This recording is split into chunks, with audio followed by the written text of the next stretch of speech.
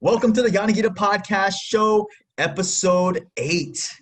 I'm with Trisha Roy and Serene Morales. Oh, dang. And today's episode, Serene is our director of podcasts. And we want to share just how did this whole thing start. And Trisha, she is a wonderful teacher. And she's probably one of the teachers I truly have so much admiration, love, and respect for. Because even though I never had her, when I was a freshman, I was sharing this the other day, I was a freshman and I was just sitting in the corner upstairs by her class, and she was like, "Hey, what are you doing up there by yourself? You want to come inside?" So I went inside and I thought she was just, she's like, "Oh, she's so nice, give me snacks." I think it was arare or something like that. And then I saw you, like, she was like getting after it on the some of the kids, and I was like, "Oh, better stay on her good side." So, like, I'm just curious, Serene, how did this whole thing happen? And I know you had class with Mrs. Roy. And how did this whole thing happen, Serene? This whole thing with Roy? Oh gosh. No, I just had a class with her, and then I think I just started doing more activities with her, and then eventually she just trusted me for some reason to be part of her schwa team. So that's how I got into that whole video department stuff, and the rest is history.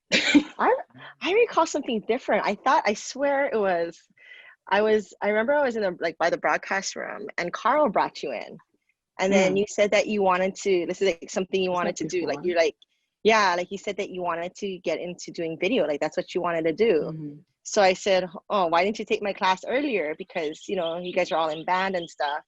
And so you joined schwa, and you ended up enrolling in the class. Was that before? Yeah, I think that was before. That was like when I first met you, actually met you, because I already kind of knew you because of Chriselle. Mm-hmm. But then it was just like, yeah, I think so. It kind of happened like that. I know. So it's like you took the initiative, like to want to like do stuff with video. I think at first I joined the club schwa in freshman year, but then I got scared, so I quit. I quit because I wasn't doing it. I was in the corner, and then just like everyone else just doing important things, like, "Oh, let's do this video, let's do that." I was like, I don't know what to do. Okay, I'll just leave, and then I came back. You came back. Well, it was great that you came back, because you're like one of the hardest working schwa people we have, and I know we can always count on you. So, totes, man. Dang. Trish, like, what did you first see in Serene, like, when she first started? Like, what was Serene like 5 years ago? I think quirky. I like that. Quirky. Yeah, Serene.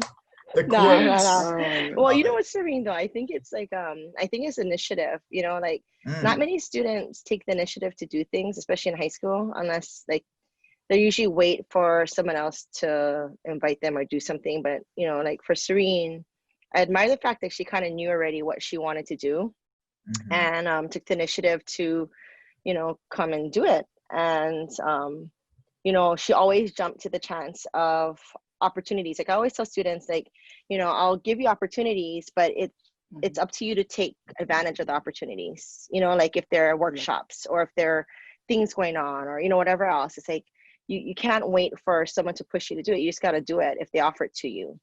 Or else it's going to be missed, and you're not going to have that experience, and you don't know who you're going to meet. You don't know like what connections you're going to make. So I think it's important. And Serene has always been like really awesome with, I'd be like, "Hey, Serene, so there's this video shoot." Like, "Okay, I'll do it." And then even like, and it's funny because I don't, I always bother, like, even if I don't see her for a long time, I'll bother her. So like, in February, we're on Oahu. Bother me in college too.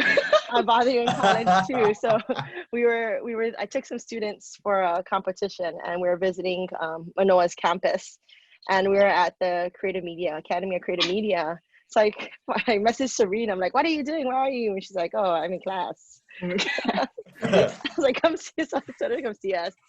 So she came and met us, and we were just finishing up our meeting with Tammy. What is Tammy? I can't remember what she does. Is it Tammy? Tracy. Oh no, I can't remember. So anyway, it was really great. We, I introduced Serene to her, and I left because, I said it's a good opportunity, right? Making connections and stuff. Mm-hmm. And I don't know what resulted from that. I was hoping you get a job or like just like work around, at least get to know the people in that department. I did and a little bit. make some connections in that way. Mm-hmm. So yeah, it's all about opportunity. See, and I like that. Like speaking about opportunity too, it was like perfect because we were doing a Zoom workout. Yana Zoomers, right? Yana Zoomers. And I remember asking you after work, I was like, Trish, where is there a student that we're looking to do a podcast kind of thing and this, and this? And you're like, oh, Serene. I said, oh, I still have her number. Let me call her up. And within like 5 minutes, I just ran to the back. Yeah. And then I called you, Serene, and I was like, Serene, I just got off the phone, and you jumped right, no. and you, oh no, and you jumped right at the opportunity. You're like, dang, let's do this. Right? And see, good. I love that. You gotta get experience. You know what I mean? Mm-hmm.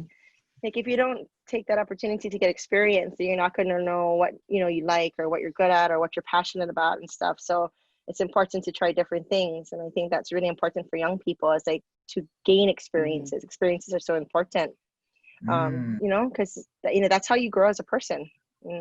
That's how you figure out who you are and stuff. Oh, I like that. So like the whole figuring out thing, Trish, like was there like a turning point for you when this all like clicked in mindset, or you just born like superstar like this? And I love this. Oh, you mean like with experiences and stuff, or like? Yeah, like an experience or a moment. I think, growing up, I always kind of aspired for more, like being on Maui. Like, and maybe, it's partially like my grandparents on both sides, they traveled a lot. And I always like dreamed of traveling and like seeing the world and doing stuff. And when I was in high school, I just felt like there was so much more that I wanted to see and do, from Maui.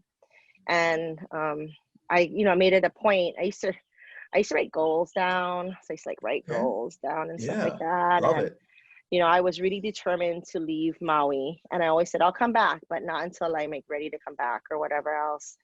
And I went to school, and then I got an opportunity to go work on the JET program in Japan.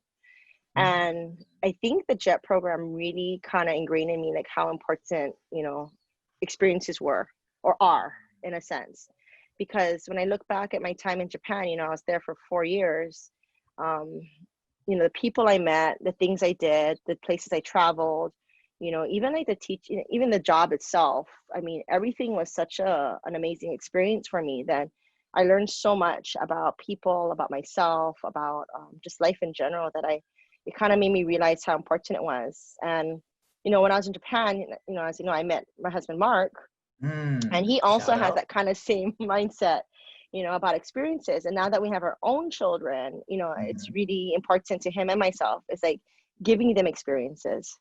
So, when we love traveling together. And then when we were like, okay, we're going to start a family, something we talked about was like, we can't let this stop for us from from traveling and like experiencing and doing things and having them with us. And, we travel everywhere with them because we want them to gain experiences outside of Maui and outside of the world. And, it's not, I don't know, like whenever we go places, it's hard to imagine being there without them, I guess you can say. Like we love traveling with them, even if they drive us bonkers sometimes, like we always think about like how, oh my gosh, like they would love this, like they would love this experience and, love going through this opportunity or, seeing these things and that sort of thing. So I don't know. I think it was, living abroad that kind of opened up my eyes and made me realize living that. Abroad. Oh my gosh. And then since then, I always encourage kids to do that. If you have a chance to, like, go live someplace else in another country and experience the culture and just immerse yourself, for a couple of years.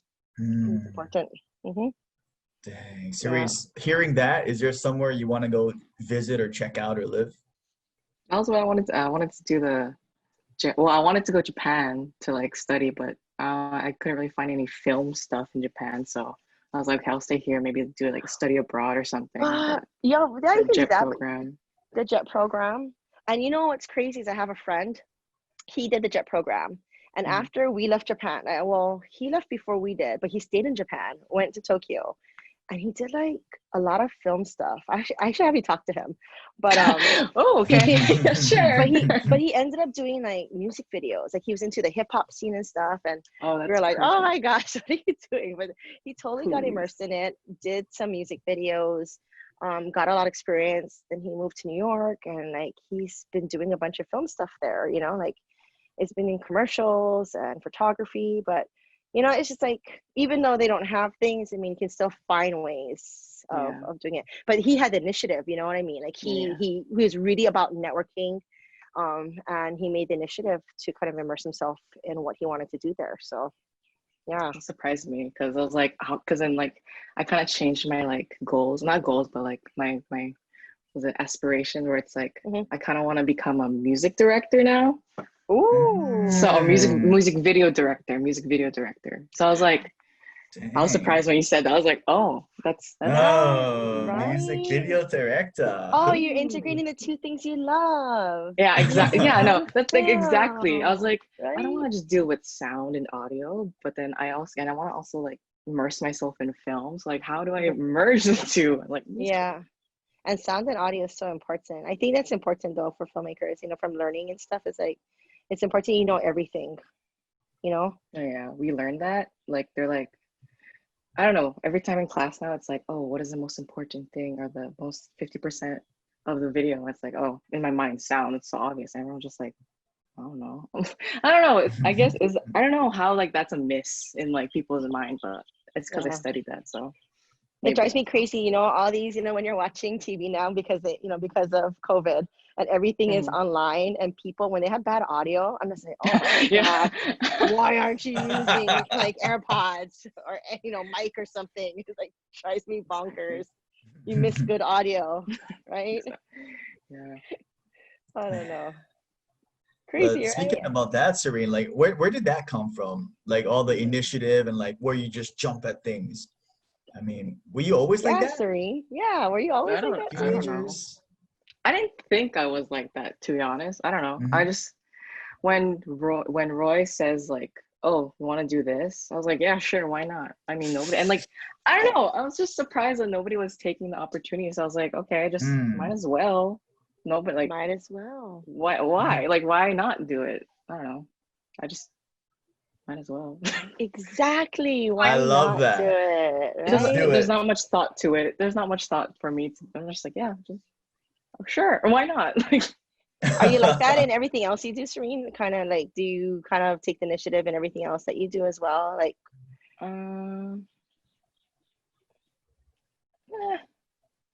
I guess like kind of. I mean, like when I was like in Key Club, the president for that, and then like I wanted to take initiative, but then like I was very intimidated by them, Key Club, because it's such a big organization. But then with Schwa, it was kind of easier because it was very small scale, and it was actually something I wanted to do. So I guess that's why for like Schwa, I was like able to just jump at everything.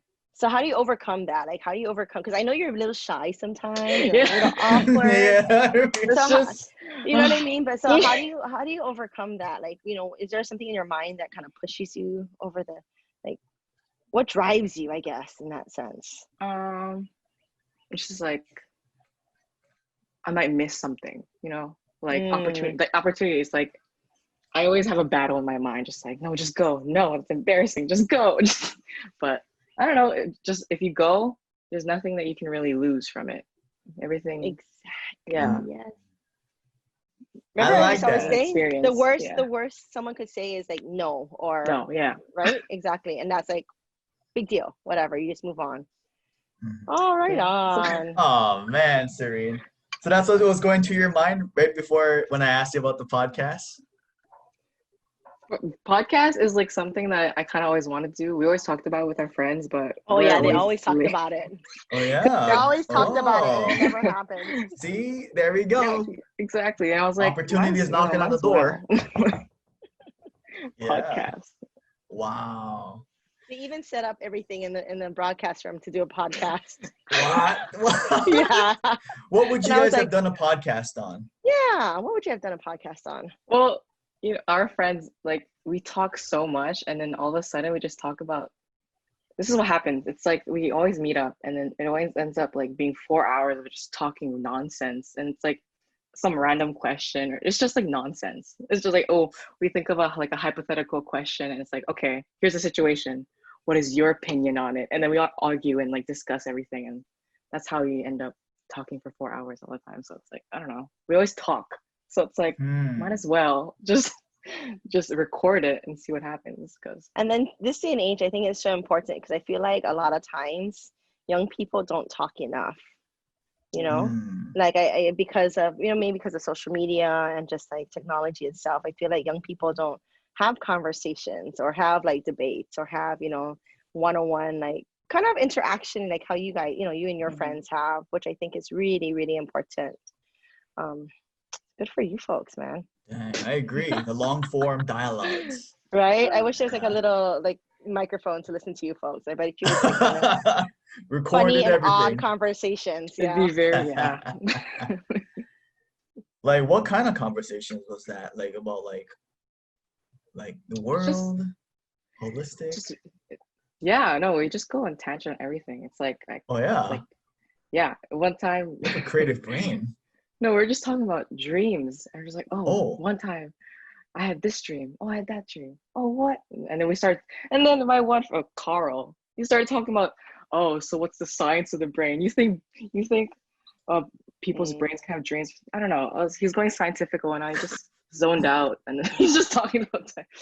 I don't know. When people get scientific, I just kind of just stare at them and I don't listen. I zone out. But so would you say, Serene, that you're more of the creative brain side versus the logical brain side? Yeah, I guess so. Yeah, in that sense. Yeah. What was the original dream, Serene? Like you used to talk about? Is that like the director thing? Oh no, like actual like sleeping dreams. Oh, like sleeping dreams. Yeah, sleeping dreams. Yeah. Oh, that kind of dreams. Random. Wow. We talk about our aspirations and dreams too. We talk about everything. We're very open to each other. Wow. Dang. So JET program, Japan, teacher. I mean, Serene, that's just amazing that you had her as a teacher, and if not, this wouldn't be here. Like we would not be doing this on this day. This podcast would not be happening right now. No, like this is incredible. And you know, Serene, I got to give you credit too, because remember when I asked you, I said I have zero experience or idea how it works. Serene, can you look into it? You said, yeah, I can look into it. Oh, can you look into this? Yeah, I'll look into it. And then you tell me how to do it, and I was like, dang, this is really good. Like you always figure it out. Like you'll look it up, you'll do something, you'll test, and I really respect that, because that is so important to be having that mindset that you have of like, okay, I'm gonna go figure it out. I don't know now, but I'll figure it out and I'll show you or share with you. But I mean, how's your parents play a influence in that, Serene? I mean, were your parents like that too? Like, oh, I'm gonna figure it out, and what are they like? I don't know. I guess they're just they're the type that's just like, oh, just do it and just go for it. I don't know, they're just do it. Might as well. I don't know. I don't really just do it. I like that. I haven't really paid attention, but I don't know. With the podcast, it's like everything I do. I think with Roy and stuff, everything I do is kind of like, oh, head on first. I've never experienced or done anything like that, and just like, I don't know, just go with the flow and see what happens. That's like great, that. You know, like about digital media is that you got to figure it out, right? It's like you just got to make it work no matter what, even if there's problems that arise and stuff. Like you always tell kids, you gotta make it work, you know. So I think that's really important, super important. Problem solving skills. Be a critical. Speaking of problem solving skills, Trish, like what is like your thought process or like mindset or philosophy between sharing with the kids what you know and like the curriculum and all that, while also helping them think as well? Because I think that's what you do really well, is you always give it in like a nice, caring, and challenging way, where it's like, yeah, here it is, and go make it happen, or do this, or like what's that thought process for you? Because you're a great teacher. Thank you. Thank you for thinking that of me. Serene and I were laughing when you said nice. Caring. Nice. I am caring, although students may not think that. I consider it like tough love. You know, for a long Yes. time, I taught English, and when actually my background's in elementary education. I meant to be a K through 6th grade elementary school teacher. I actually did my student teaching in 1st grade. Wow. And after I came back from that. Japan, there were opportunities to teach either at Kihei Elementary, Lokilani Intermediate, or Baldwin. And I was highly encouraged by my mom and my former teachers to go to Baldwin and teach English there, even though I felt like English was like not my really strong point. But I found out that I really loved teaching it. I mean, it was a lot of fun to teach it and whatnot. But it wasn't until I started doing media that I realized, English, it's important. I feel like it's super important. I feel like the writing, the comprehension, the critical thinking, analysis side of English, super important and I think it reflects into digital media. And I think that with digital media, I realized with an elective class like that, it teaches students a lot about essential skills, if that makes sense. So like the problem solving skills. And it's so easy for us, even with my own children, like if they can't figure something out, just to do it for them, because it'll save me time and like stress or whatever else. But I think it's so important, like students and kids just got to figure it out on their own. They got to find out ways of researching things. And now that they have technology in their hands, even more so, like to take the initiative and figure it out and problem solve on their own and to ask questions. And, I feel like my job as a teacher is not only just as a teacher, but really as a facilitator, and to facilitate students in their learning in the content area, but also in the essential skills area where, make them call people and ask questions versus like just giving it to them, here, I got it for you kind of thing, or making them, and that sounds kind of simple, like calling somebody and asking them a question. But for high school students, it's a big challenge, to make a telephone call. Yeah, that's true. Oh, I can relate. Right? Hey. Right. So you know what I'm talking about, right? That just reminded me, Trish, about the teach a person how to fish, and versus giving them the fish story. And yeah, I love that. And sometimes I think, my approach in that sense, it comes off as me being kind of mean or like neurotic and stuff, but I am kind of neurotic, but and it's like, because I push kids, I really, I push them and I challenge them, and it comes off as being kind of cranky and mean, because sometimes you just have to be cranky and mean to students in order for them to get something done. But it's really because I want them to be better people, and I know that they have that potential to grow and become better. And I used to hate that word potential when I was in high school, because I used to hear that, like the word, oh, they have, you have potential. I was like, what the heck does that mean, potential? Like I used to get offended when people say you have potential. I was like, don't I have it now, kind of thing? But I get it now. Wow. Like What I does that totally mean get it to now, you, though. Trish? Potential. This day, right now, when someone says potential, what does that mean to you? Like for the people listening. Looking back at my own self, I feel like it's about growth. Like you always have potential to grow, to be a better person. I always tell my own kids, I used to tell my sister this, I go, if you make mistakes, it's whatever, you make mistakes. But if you don't grow from your mistakes and become better from it, then it's kind of a waste. I feel like potential is about growth as a human being and as a person. No matter how old you are, I just turned 43 yesterday, and I feel I have still room Happy to, belated.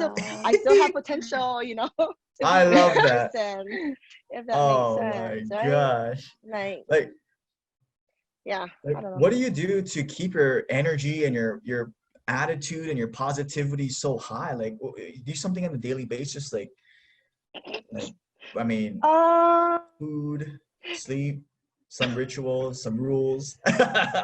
Well, I'm such a bad person when it comes to good habits. I try to, and I try to gain good habits. So when, like I told you when I first did Yanagida a while ago, when I first called you and made that initiative to call and inquire about it, it took me so long because I'm so bad at taking care of myself sometimes. But, I think what drives me is my passion. I feel like we all have purpose. It's important for us to kind of have an idea of what our gifts are and using our gifts to help our purpose in life. And I really truly believe that my purpose is helping other people and helping them find their own potential, you know, to become better people as well. So I guess it's like my teaching, you know, being a teacher, having students, you know, it was crazy. Like when I stopped by the other day, Justin, you know, seeing Jessica and Jarrett, I mean, that was made my heart so happy, you know, and then like speaking with you and, you know, talking about the past, it really is very fulfilling. And it's hard not to get emotional when I was speaking to all of you.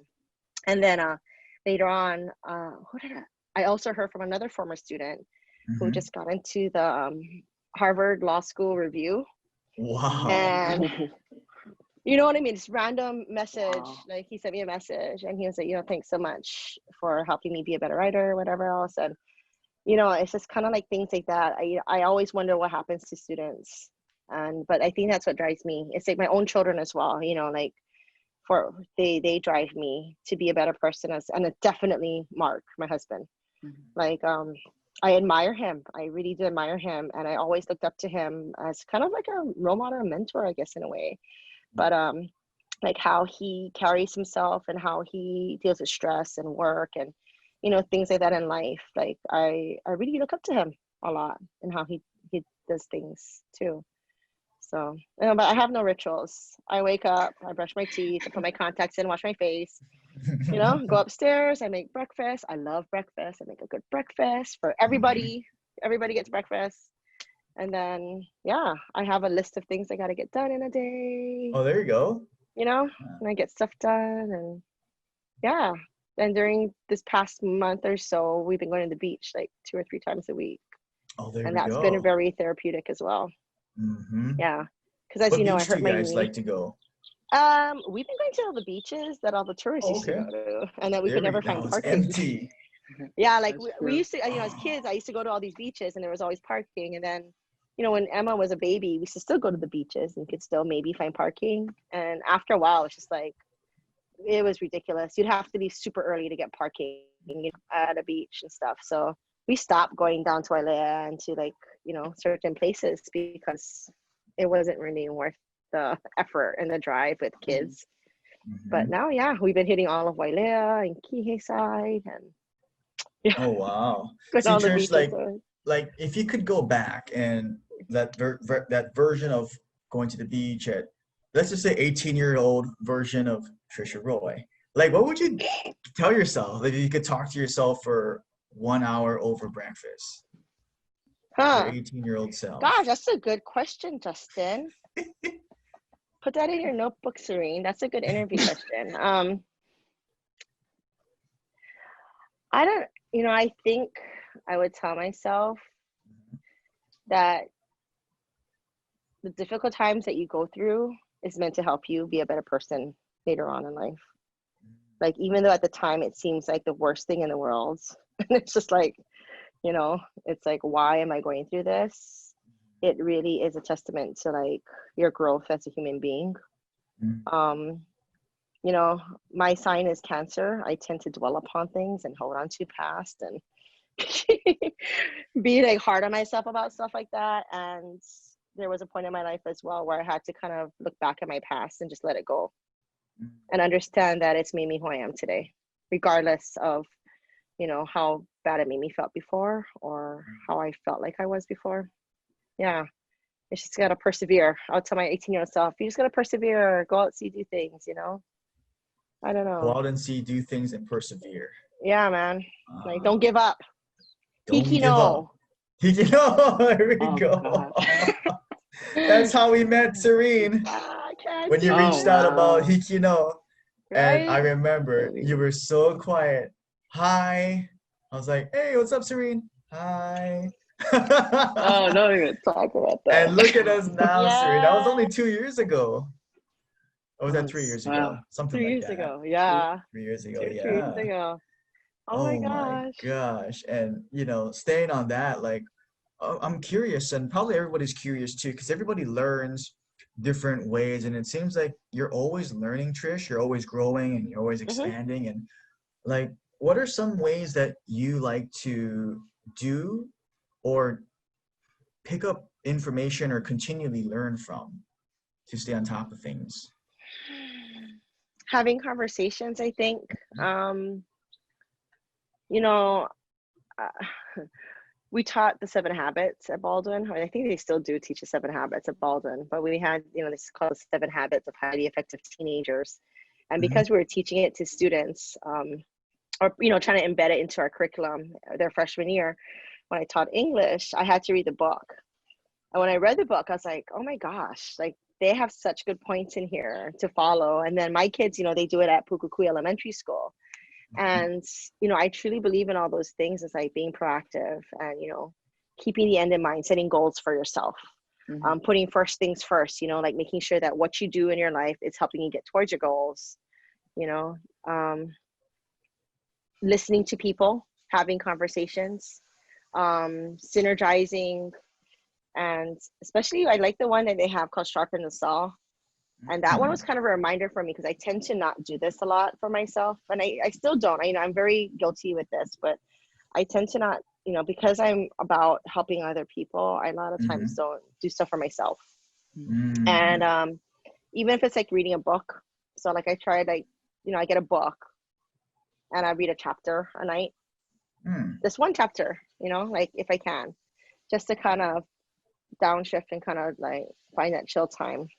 Yeah. Or like I've been trying to like make spaces in our house that are more comfortable, to want to like hang out and sit around and stuff. And I totally lost track of the question right now. No, sharp. No, it's great. Like we're just like, how do you keep learning and growing and communication, talking? That's just great. Communication, talking. Books. Yeah. What's your favorite book? Your top like 3 favorite books that. It's one. I don't like to read books over and over again, but the one book I have read like over and over again is The Alchemist. I love that book. Isn't that so random? I love it though. I always tend to go back to The Alchemist. I don't know why. Maybe it's because of the idea of like how things happen for a reason, and I feel like the idea about when you don't know who you're going to meet and how they're going to affect you. I 100%. guess you get what I'm saying. So I think that maybe that's why I'm drawn to The Alchemist so much, because I feel like it's about the journey and then meeting people and how it affects other things in your life later on. So like me meeting Serene and being her teacher is I feel like there isn't any coincidence. There's a reason for it, and that kind of leads to, like looking from my path with her, it leads to other things for her, and her path kind of broadens and, who she's going to help and what she's going to do and stuff. So yeah, that's the one book I've read like many times for some reason, of all books. Probably because it's also, it's fun reading, and it's sort of too, and it's like, easy to just throw in your bag. Like I don't like reading stuff online. I like actually holding physical things and reading it. So yeah. I love that book too, The Alchemist. And Serene, you started reading a book too, right? Which one? What are you reading, Serene? I've been reading the one that Justin gave me about leadership, the 5 levels of leadership, and I was very surprised. At first when I read, I was like, well, in my mind I was like, is this really relevant for me? Like, yes, okay, I'll just read it. And then it's I'm not really constantly or consistently reading it, but when I read it, it's very eye-opening. I don't know, when I see those types of perspectives about leadership and stuff, there's always something to learn about that. Take notes. Take notes. Yeah. I was very surprised. But that's just one book, so I got to read more and see what happens. Like, what was the thing that you're surprised about, Serene? That the 5 levels itself. I don't know, like that there was 5 levels. Like position, relationship. I thought all and then like productivity. I thought all those 3 levels were supposed to be one. Like that's supposed to be what a leader was. But I guess in a sense, I understood why. Like, level 1 is position. I don't know. I thought all those 3 levels were already incorporated with each other, but it wasn't. So I think that's what I was surprised about. And then the level 4 about making leaders, someone that makes leaders. That one, I don't know. I just started thinking about who was in a leadership position and trying to evaluate, are they like, what level are they? And then thinking about myself, what level was I, and see what happens. But you know, I think that was interesting. Still gotta read it though. I love that. You know, and staying on top of the leadership topic, Trish, like I noticed that right away because one of my mentors tells me that to keep looking through the leadership lens, whatever we look at, whether it's in school, politics, whatever it is, the gym, church, whatever organization, sports teams, parents. And one thing is when you asked me to volunteer for the Blue Zones the other year, it was crazy because I could see the influence that you had. You never had to tell anyone what to do. You were just there and people would listen and you just commanded that like respect.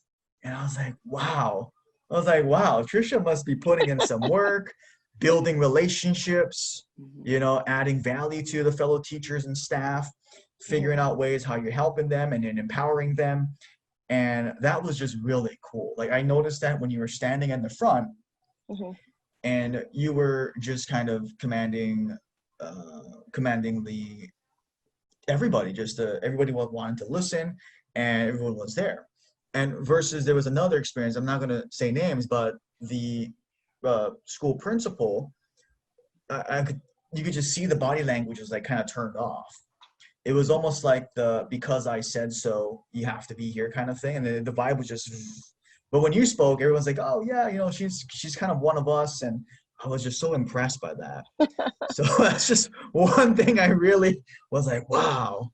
And I always brag about you and that story. I'm like, dang, man, Trisha's a really great leader and this and this. And, I mean, it's proof in the pudding. Look, like all the students that reach back out to you and, you know, tell you all these things. And that's because, I mean, you didn't even have to talk to me when I was sitting or standing by myself.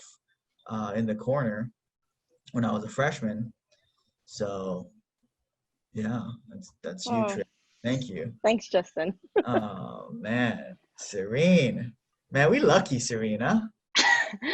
Yeah, without Roy, none of this would have happened for me. Serious. Aww. Thanks, Serene. We became a famous director. Don't forget about me. I'll come visit you. Give me a shout out when you get your award. This was who helped me the most. I want to thank God, but before God, I need to thank Mrs. Roy. I'm just joking. Oh my gosh. Yeah. That is too funny. I was just kidding. But switching gears though, like Trish, what is like one of the areas that you're currently kind of curious about? Like outside of school, kind of curious, like, oh, I'm kind of interested in this, or maybe a hobby, or could be really anything. A country, hobby. Well, always traveling, I think. I think that we always, like our family, we always want to travel. During our COVID stay-at-home orders, the kids, you know, I had homeschool for them. And I had like an agenda and stuff. But they would do research every week. And one of the research projects that they had to do, and they had to present it. They had a researcher present. And they had to create a slideshow. We talked about creating effective slideshows.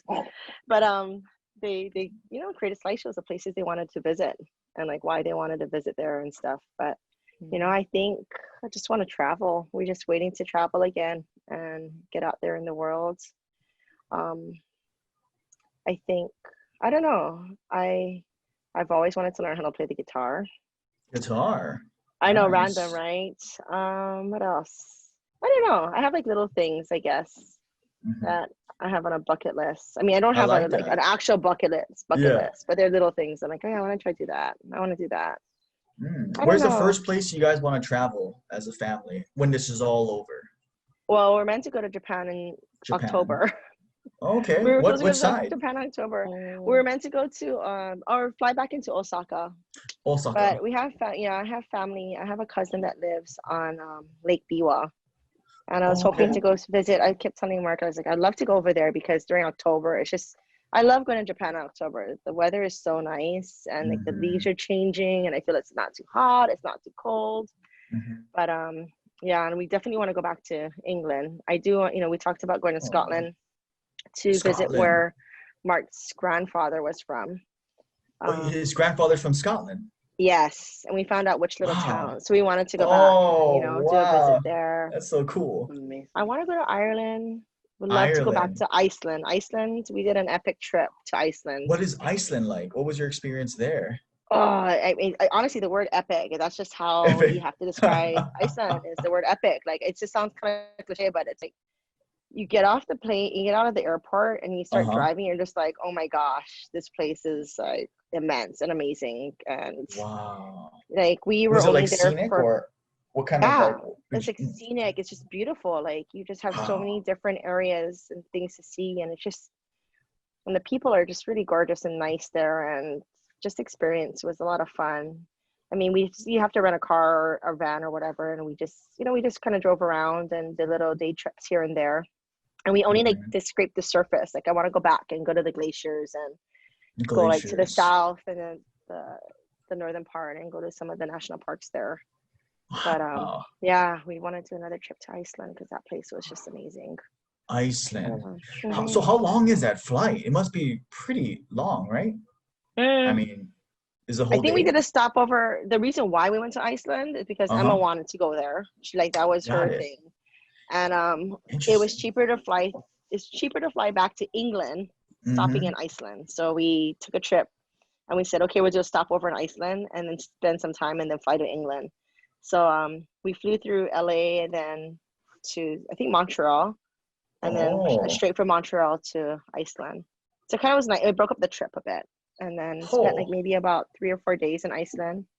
Flew to England, spent about 2 weeks there, and then did an overnight stay in Iceland again to catch our returning flight back to Hawaii. Wow, that's incredible. So, I mean, you travel a lot, Trish, right? Like once a year, twice a year? Yeah, twice, 2 or 3 times a year. Two to three times a year. Wow. Yeah. We save our money. We save like that. I mean, that's what our family loves to do. And I think that's important. Like, I feel like, you have to find out what you love doing, and we love traveling. And because we love traveling, that's where part of our savings goes towards, is to save money so we can travel. Yeah, and I love hearing that, because when you think about saving money, do you have like a certain system you do, like a percentage every month, or because people are probably curious, because definitely 76% of our country is paycheck to paycheck, and they're probably like, how do you? Yeah, what is that? You force yourself a percentage, or? I think from living in Japan, it kind of taught us this, because in Japan, you don't live beyond your means. I feel like you live in a small apartment, and that's enough. You don't have to necessarily spend tons of money. It's a very cash society as well. So it's like whatever cash you have, that's what you spend. You didn't use credit cards a lot of times.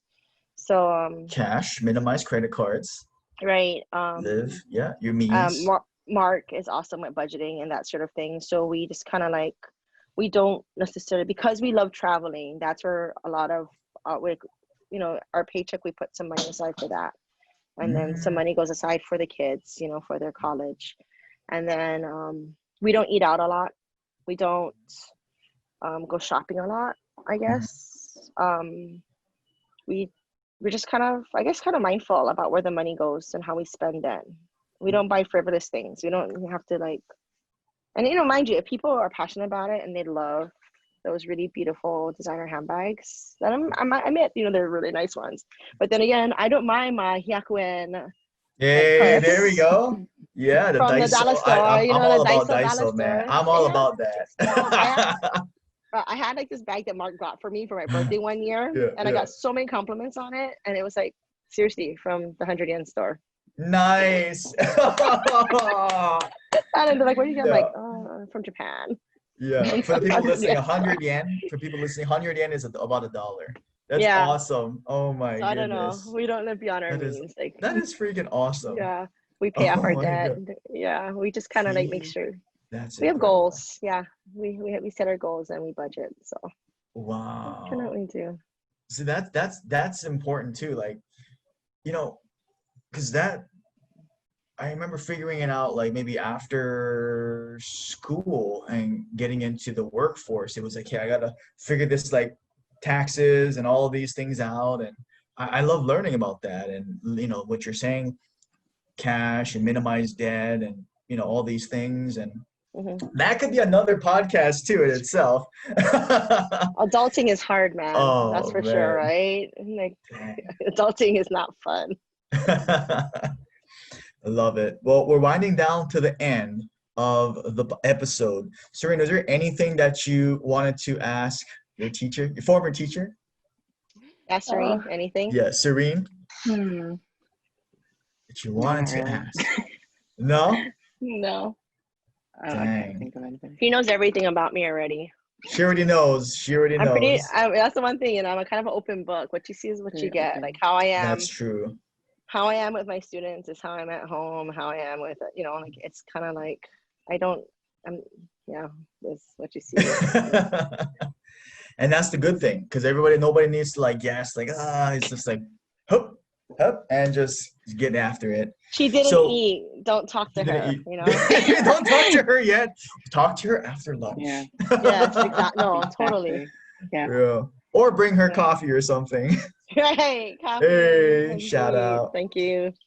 And so one of the questions we love to ask, Trish, is what is the one thing that you're most grateful for in your life at this moment, like today? Definitely my family. Hands down. Yeah. Like I was thinking about that, like turning with my birthday approaching and that kind of stuff, and I don't know, Mercury was in retrograde. Everything was kind of like, this past week was kind of like up and down for me a lot. And I was just like, feeling sad for myself. I don't know why. Not because I was turning 43, but I just think because everything that's been going on, like the unknowns with COVID and with school and the stress. I feel like there's all this anxiety that's been happening recently. And Nico has been sleeping in the tent in our backyard for the past 2 weeks now.